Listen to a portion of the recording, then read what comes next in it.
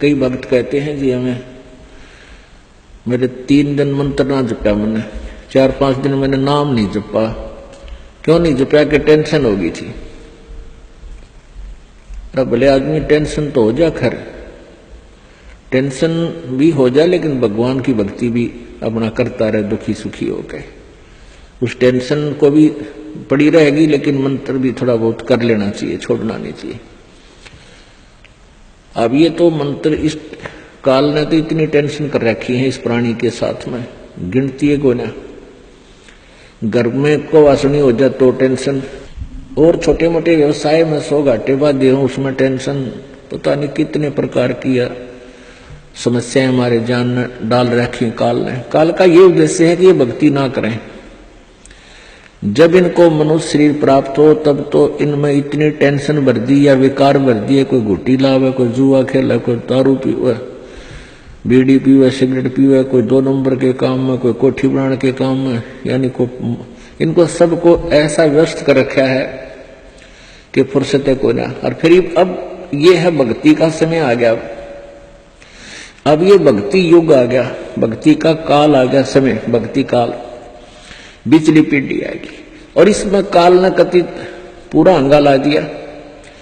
ऐसे ये टेक्निकल जो ना ऐसे बना दिए इलेक्ट्रॉनिक इंस्ट्रूमेंट, जैसे mobile phone, TV, satellite, internet, कि ये जी जब भी आंख खुले रात में या तो मोबाइल में बकवास देख ले, या सामने टीवी रिमोट से ऑन, उठ कर भी ना जाना, रजाई में पड़ा पड़ा ऑन कर ले, उसमें नाचने गाने बकवास सुन ले। यानी भक्ति से कोसों दूर रहे ये प्राणी।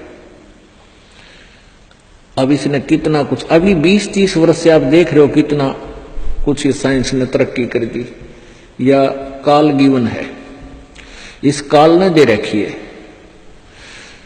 और परमात्मा ने भी ये समय इसलिए चुना था कि अब ये जो साइंस के इंस्ट्रूमेंट हैं ये हमारा काम आएंगे। एक जगह बैठे और लाखों करोड़ों जगह टीवी में परमात्मा की महिमा को घर बैठे सुन सका करोगे। हम इनमें बकवास क्यों देखेंगे? हम भगवान देखेंगे, परमात्मा की चर्चा सुना करेंगे, तो हम इसका सदुपयोग करेंगे। तो पुण्यात्माओं, ये परमेश्वर कहते हैं जिन हर जैसा सुमरिया और ताको तैसा लाभ, ओसा प्यास न भाग ही जब लग दसैनी आब। जिन्होंने जैसी भी भगवान की भक्ति की है उनको उतना ही लाभ अवश्य मिलेगा।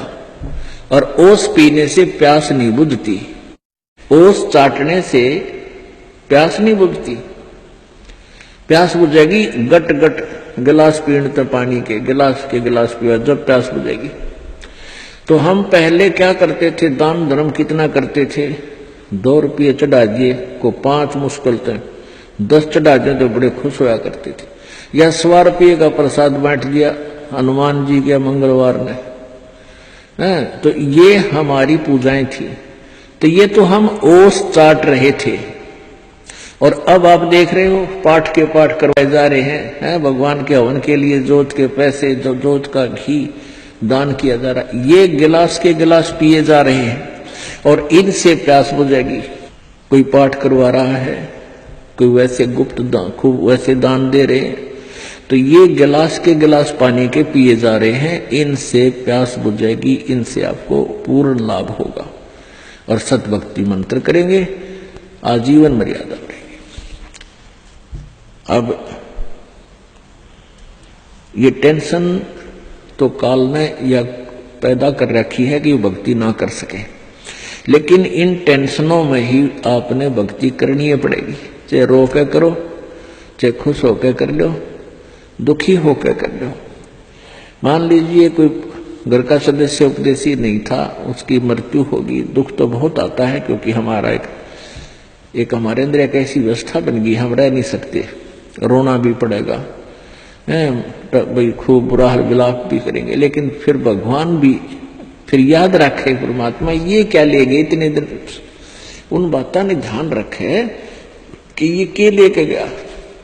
अगर हम ये भक्ति कर रहा होता परमात्मा इसको जीवन दान भी देता है, इसकी आयु भी बढ़ा देता है यदि सत भक्ति करता है।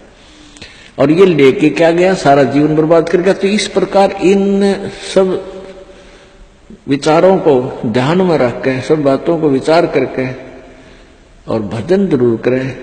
चाहे याद तो बहुत आते हैं, मृत्यु को प्राप्त हो जाते हैं जो साथी परिवारजन, लेकिन भगवान भी रो रो के मालिक ने भी याद रखे, मतलब भूला नहीं भगवान को। और भी कई प्रकार की टेंशन हो जाती है, किसी प्रकार की कई चिंताएं होती हैं, लेकिन चिंताएं तो हैं, चिंता भी नाम से ही समाप्त होंगी और परमात्मा की भक्ति तक करनी पड़ेगी, इन चिंताओं में करनी पड़ेगी।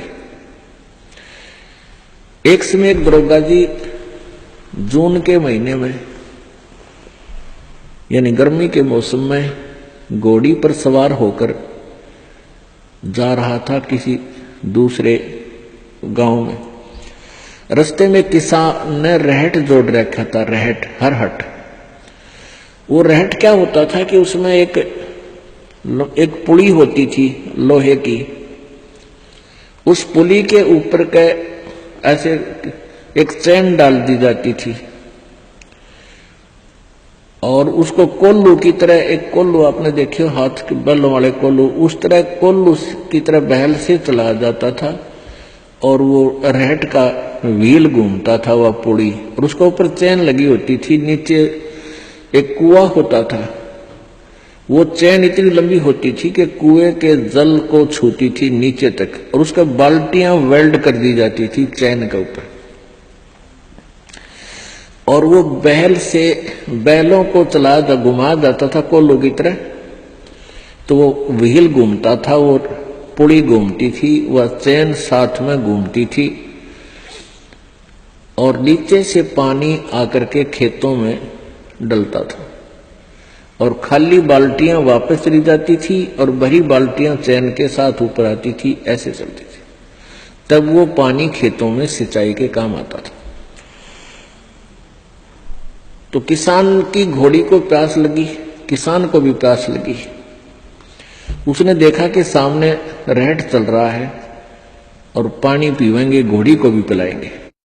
अब जो ही उस घोड़ी को निकट लाया वो दरोगा यानी वैसे तो रहट के अंदर से आवाज आया करती थी, वैसे जुगाड़ होया करते थे। वो व्हील व्याल चढ़ा रखे थे, वो चर चू करके वह काफी जोर की आवाज आती थी उससे। वह घोड़ी उस चरचू ने सुनकर, चींचू ने सुनकर, और वह फड़क गई, 1 किला दूर जाके डटी। दरोगा जी गुस्से में हो गए, करे किसान या चू चू बंद कर दे भाई, ची चू बंद कर दे, मेरी घोड़ी डर रही है, मैंने पानी पीना और पिलाना है। अब किसान ने वो बैल रोक दिए, जो बैल चल रहे थे, कोल्लू को सा फिरा रहे थे, उससे वो चलने से आवाज आ रही थी, पानी भी आ रहा था। तो किसान ने वह बैल रोक दिया, तो पानी आना, जल आना भी बंद हो गया और आगे जल सीधा खेत में जा रहा था। खेत में जल साथ साथ, वह जमीन प्यासी थी, पी रही थी। जल घोड़ी के पीने योग्य एकत्रित नहीं रहा, घोड़ी निकट आई, जल था नहीं। दरोगा जी ने कहा कि एक किसान जल निकाल। उसने फिर बैल का डंडा मार दिया, बैल चला तो चू ची चू, फिर हुई घोड़ी, फिर भागी। वो किसान को उसने कहा, दरोगा ने गया चू चू बंद करवा, ची चू बंद कर। उसने फिर बैल रोक दिया, वो फिर घोड़ी लिया, पानी पाया नहीं। तब वो किसान बोला, दरोगा जी इस ची चू में पी गए ना, दोनों मरोगे तुम। तो ये ची चू में ही पीना पड़ेगा ये जल, राम नाम का भाई। जब राम नाम बंद कर दिया तो भक्ति गई, वह चू चू तो फिर फायदा क्या हुआ, वह टेंशन तो सहे से भक्ति और बर्बाद होगी।